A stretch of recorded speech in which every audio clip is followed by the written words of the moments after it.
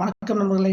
TRP TN TET paper 1 paper 2 pass பண்ணவங்களுக்கு, அதே மாதிரி வெயிட்டேஜ் முறையால் பாதித்தவர்களுக்கு மே மாதத்துக்கு அப்புறம் பணி நியமனத்திற்கான வாய்ப்புகள் மிக அதிகமாக இருக்குது.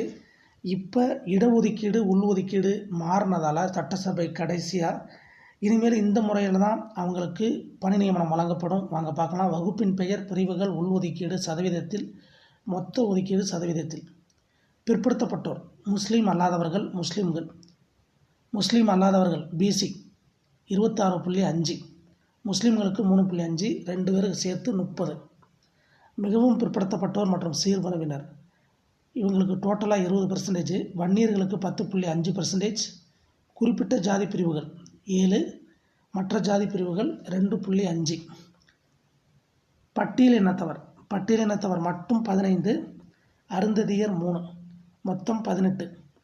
பழங்குடியினர் 1, மொத்தம் பார்த்திங்கன்னா 69. முன்னாடி பார்த்திங்கன்னா பிற்படுத்தப்பட்டவருக்கு 20% இருந்துச்சு, சரி 30% இருந்துச்சு. மிகவும் பிற்படுத்தப்பட்டவரெலாம் இப்போ 3ஆக பிரிச்சுட்டாங்க. 1 இருந்தால் தான் 3ஆக பிரிச்சுட்டாங்க. அதேமாதிரி பட்டியலினத்தவரும் 1 இருந்துச்சு, கலைஞர் 2ஆக பிரித்தார்.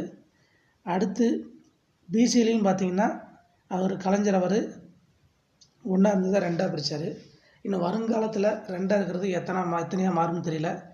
ஏன்னா ஒவ்வொரு ஜாதிக்காரங்களும் எங்களுக்கு இடஒதுக்கீடு வேணும்னு கேட்டால் கண்டிப்பாக ஓட் பேங்கை நினச்சி பிரித்து கொடுத்தா மிகப்பெரிய அடி வாங்க போகிறது நல்லா படிக்கிற மாணவர்கள் தான்.